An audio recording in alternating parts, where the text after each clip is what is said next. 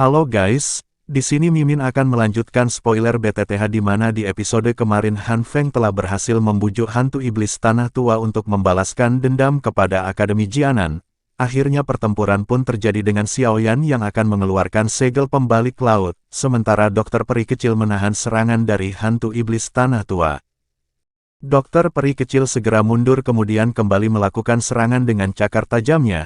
Cahaya hitam sekali lagi melonjak keluar dan beradu dengan cakar yang dilesatkan oleh Dokter Peri Kecil. Dinding es hitam tercipta menahan serangan cakar kuat dari Dokter Peri Kecil hingga tidak dapat bergerak sedikit pun. Akhirnya Dokter Peri Kecil pun kembali mundur setelah ledakan tercipta di antara titik kontak kedua serangan. Hantu iblis tanah tua tersenyum kemudian berkata, ternyata kamu sangat ahli dalam pengendalian racun. Ia pun lanjut melambaikan tangannya dan beberapa cahaya hitam kecil segera melesat ke arah Dokter Peri Kecil. Dengan segera Dokter Peri Kecil membuat penghalang kabut ungu tebal yang berhasil menahan serangan es hitam hantu iblis tanah tua. Tak lama es hitam pun menguap menjadi cairan dan dengan segera membentuk sebuah pedang besar yang menusuk ke arah Dokter Peri Kecil.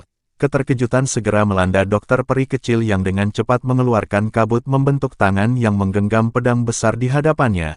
Hantu iblis tanah tua masih tersenyum kemudian memberikan isyarat dan seketika pedang meledak menghempaskan Dokter Peri Kecil mundur beberapa meter. Setelah itu hantu iblis tanah tua menghilang secara tiba-tiba membuat Dokter Peri Kecil segera melirik ke arah Xiaoyan. Ia berteriak agar Xiaoyan berhati-hati dengan serangan mendadak dari hantu iblis tanah tua. Ekspresi Xiaoyan menjadi lebih serius ketika hantu iblis tanah tua berada di hadapannya. Hantu iblis tanah Yua tersenyum sinis lalu berkata, aku akan menyelesaikanmu terlebih dahulu. Cakar dilapisi es hitam segera melesat ke arah tenggorokan Xiaoyan membuat semua orang yang menyaksikan menjadi khawatir. Saat serangan benar-benar hendak merobek leher Xiaoyan tiba-tiba posisi semula Xiaoyan berdiri telah menjadi ilusi. Hal itu membuat hantu iblis tanah tua terkejut dan berbalik menatap ke sisi lain. Xiaoyan menggantung setelah berhasil terhindar dari serangan fatal yang barusan. Hantu iblis tanah tua segera berkata, sungguh kecepatan yang bahkan sulit ditandingi seorang elit Douzong. Wajar saja Fang Yan dan yang lainnya mati di tangan Xiaoyan karena mereka tidak memiliki kualifikasi. Hantu iblis tanah tua tersenyum sinis lalu lanjut berkata, aku semakin tertarik padamu. Sementara itu di sisi lain Dokter Peri Kecil segera melesat ke samping Xiaoyan dan bersiap untuk menyerang. Dokter Peri Kecil mulai mengeluarkan teknik racun tubuh mematikan membuat hantu iblis tanah tua terkejut. Hantu iblis tanah tua berkata, meskipun kekuatanmu meningkat ke bintang 5 hal itu takkan sanggup untuk melawanku. Dokter Peri Kecil segera berkata kepada Xiaoyan, aku memang takkan sanggup mengalahkannya yang berada di bintang 7 Douzong, namun aku akan berusaha mengulur waktu hingga kamu benar-benar siap untuk melancarkan serangan tiba-tiba kepadanya. Xiaoyan pun mengangguk kemudian Dokter Peri Kecil segera menyerang. Pertarungan kembali terjadi dengan sangat sengit di mana ledakan kuat terjadi di sepanjang langit akademi. Para siswa hanya dapat menyaksikan kilatan garis dan benturan yang terjadi di langit yang saling menyerang. Akhirnya serangan berakhir setelah Dokter Peri Kecil mundur beberapa meter dengan kelelahan di wajahnya. Hantu iblis tanah tua tidak memberikan waktu untuk Dokter Peri Kecil beristri hajat dan segera melesatkan banyak serpihan es hitam tajam ke arahnya. Dengan segera tameng kabut ungu tercipta dan menahan serangan, namun kali ini serangan benar-benar terlalu kuat hingga beberapa es hitam tajam berhasil menembus penghalang. Beberapa dari mereka pun menembus tubuh Dokter Peri Kecil dan mengakibatkan robekan di beberapa kulit Dokter Peri Kecil. Sementara itu segel yang dibuat Xiaoyan pun telah selesai dibuat dan energi alam segera melesat berkumpul ke dalam segel. Hantu iblis tanah tua secara alami dapat merasakan energi mengerikan dan segera menoleh ke arah sumber energi. Ia melihat Xiaoyan dengan teknik serangan dahsyat yang berada di tangannya dan merasa sedikit terkejut. Ia tidak menyangka seorang bintang 4 Do Huang memiliki teknik mematikan yang sangat menakutkan. Sementara itu di sisi lain Xiaoyan segera mengunci energi dan melesatkannya ke arah hantu iblis tanah tua. Melihat hal itu hantu iblis tanah tua menjadi agak serius dengan kekuatan energi ganas yang melesat ke arahnya. Seketika kabut hitam melingkar dan membuat dinding es sebelum akhirnya bertabrakan dengan cahaya hijau. Riak energi segera menyebar ke segala arah membuat semua orang melirik ke arah benturan. Sementara itu Xiaoyan segera menelan beberapa pil pemulihan dan merasakan perlahan energinya bertahap meningkat. Meskipun Xiaoyan telah menguasai teknik tersebut namun ia masih merasakan kelelahan akibat konsumsi energi yang sangat besar. Tak lama dokter peri kecil segera menghampiri Xiaoyan yang sedang memperhatikan sumber ledakan. Perlahan energi menghilang menampilkan dinding es hitam yang menguap dengan sosok di dalamnya. Hantu iblis tanah tua berhasil selamat dari serangan mematikan Xiaoyan dan hanya menderita sedikit kelelahan. Hantu iblis tanah tua tersenyum lalu berkata, teknik yang barusan benar-benar menakutkan namun tak cukup untuk melukaiku. Menanggapi hal itu Xiaoyan tidak terkejut karena memang hal tersebut sudah ia pikirkan akan sangat sulit melukai orang di tingkat bintang 7 Douzong jika hanya mengandalkan teknik yang biasa-biasa saja. Namun ia sedikit tak menyangka jika segel pembalik laut hanya mampu membuat hantu iblis tanah tua sedikit kelelahan.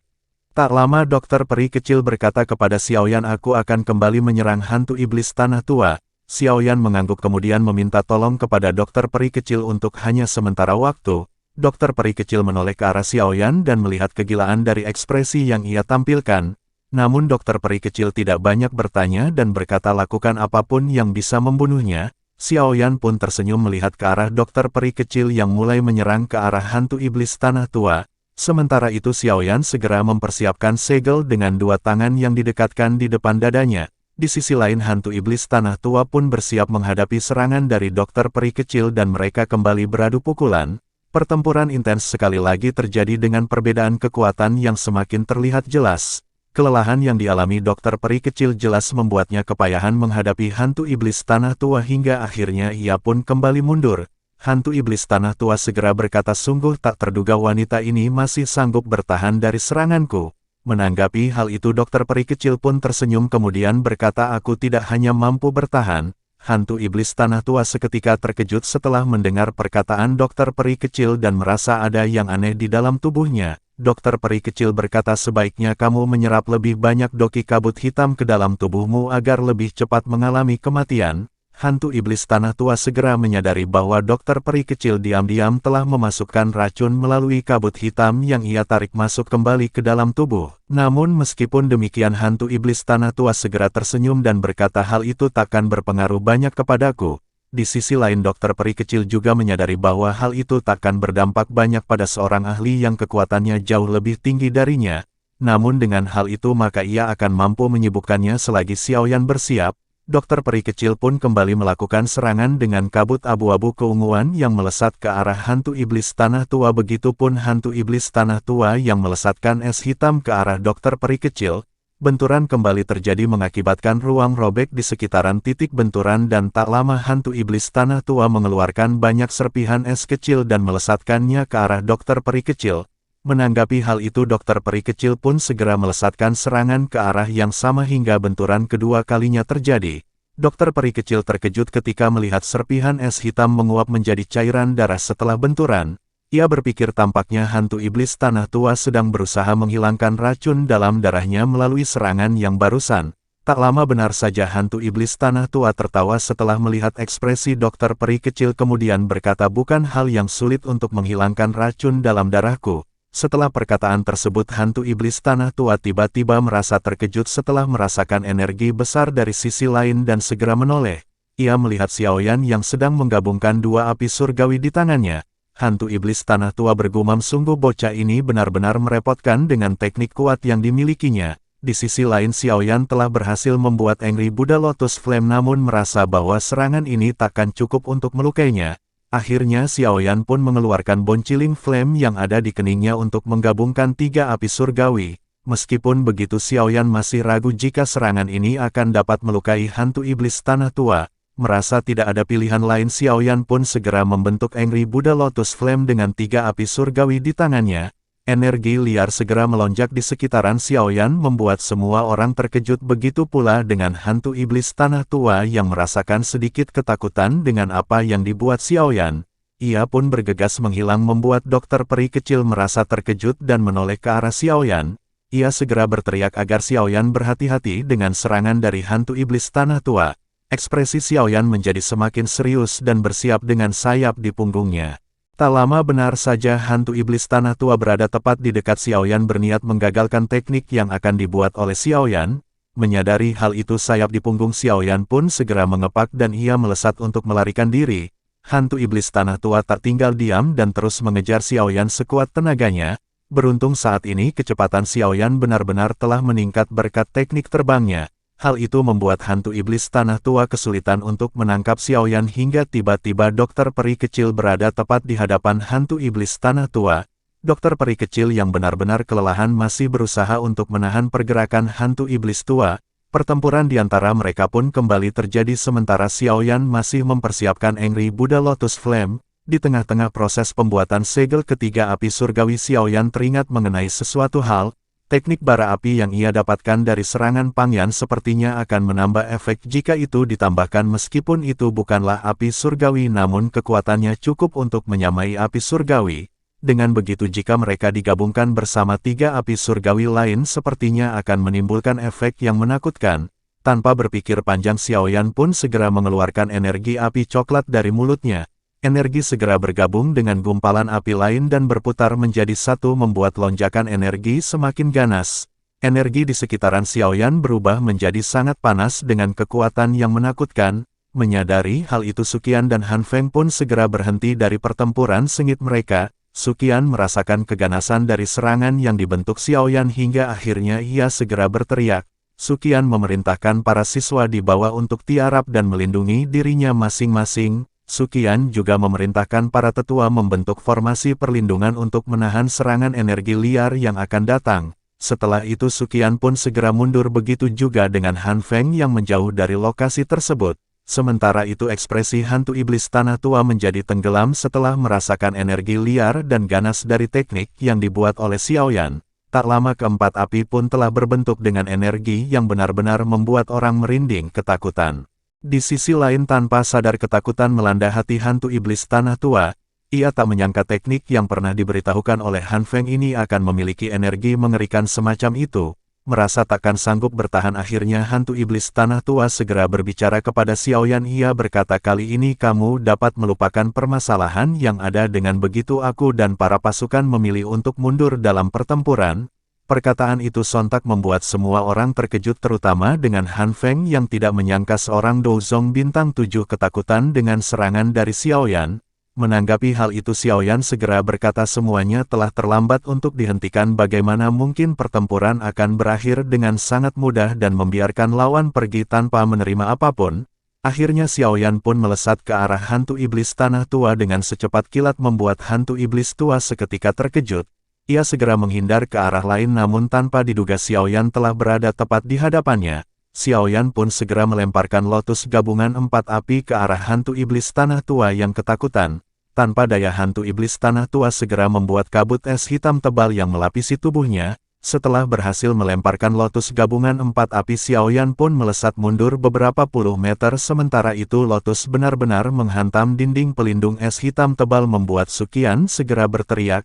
Ia memerintahkan para siswa untuk mencari perlindungan dan meminta para tetua untuk memperhatikan keselamatan dari para siswa yang ada. Tak lama setelah perkataan Suqian keluar, ledakan dahsyat mengguncang bumi pun segera tercipta.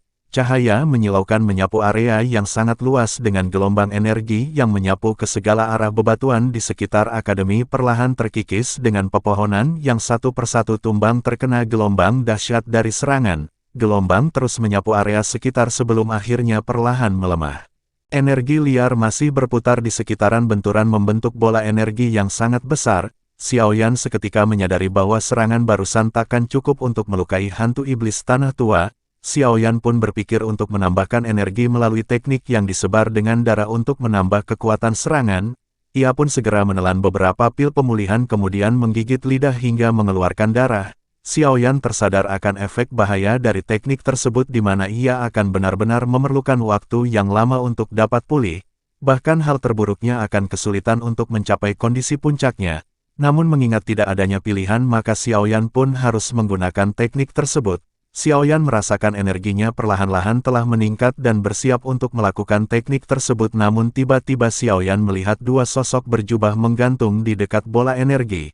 Xiaoyan tidak menyadari kehadiran dua sosok tersebut dan berteriak. Xiaoyan memperingatkan mereka berdua bahwa bola energi akan segera meledak dan sebaiknya menghindar. Mendengar teriakan Xiaoyan, dua sosok segera menoleh ke arahnya. Xiaoyan seketika merasakan keanehan di mana tingkat kenaikan obat dalam tubuhnya seketika terhenti dan merasa terkejut dengan kemampuan dua sosok yang dapat menekan energi dalam tubuhnya dengan jarak yang begitu jauh. Xiaoyan seketika merasakan merinding di sekitar tubuhnya dan berpikir bahwa kekuatan seperti itu hanya dimiliki oleh seorang di tingkat Douzun yang melegenda. Sementara itu di sisi lain para tetua menanyakan kepada Suqian siapakah dua sosok yang datang tiba-tiba. Ketua Suqian tersenyum kemudian berkata itu adalah sesepuh penjaga akademi. Suqian menggelengkan kepala kemudian berkata sungguh tak terduga energi dahsyat dari Xiaoyan dapat memaksa tetua Bailey dan tetua Qianmu keluar untuk turun tangan. Sementara itu di atas langit tempat dua sosok menggantung bola api benar-benar telah mencapai waktunya untuk meledak. Kedua sosok saling bertukar tatapan sebelum akhirnya mereka melambaikan tangan dan membuat ruang menjadi terdistorsi. Robekan besar segera terjadi di langit membuat orang-orang yang menyaksikan di sana tercengang. Tak lama dengan hempasan tangan mereka bola energi pun melesat menuju ke ruang yang terdistorsi sebelum akhirnya sobekan tertutup rapat kembali. Seketika suhu langit turun drastis menyisakan kekosongan yang membuat Xiaoyan terdiam. Tak lama tetua Suqian dan dokter peri kecil segera menghampiri Xiaoyan. Suqian meminta mereka berdua untuk mengikutinya dan jangan berbicara hal yang tidak perlu. Suqian pun segera melesat diikuti dengan Xiaoyan dan dokter peri kecil. Dengan satu kedipan mata mereka pun sampai di hadapan Old Bei dan Old Qian kemudian tetua Suqian memberi hormat. Ia berkata beruntung kedua sesepuh telah datang dan mengintervensi serangan energi ganas yang barusan. Menanggapi hal itu seorang pria tua berjubah abu-abu bernama Old Qian berbicara kepada tetua Suqian. Ia berkata Suqian sebagai ketua pertama benar-benar tidak mampu mengatasi hal semacam ini. Pria tua di sampingnya yang bernama Old Bei juga ikut berbicara jika kami tidak turun tangan sepertinya akademi akan benar-benar hilang dari benua. Jika sudah seperti itu maka Suqian takkan sanggup untuk menebusnya meskipun harus menjalani 10 kali kematian. Mendengar hal itu tetua Suqian hanya terdiam sebelum akhirnya pria muda di belakangnya ikut berbicara. Xiaoyan segera memberi hormat kemudian berkata semua ini adalah salahku karena telah menggunakan teknik yang mematikan. Aku juga tidak menduga energi yang keluar akan berakibat sangat buruk dan hal ini tidak ada sangkut pautnya dengan tetua Suqian. Kedua sesepuh pun melirik ke arah Xiaoyan dan keterkejutan segera terlintas di wajah mereka.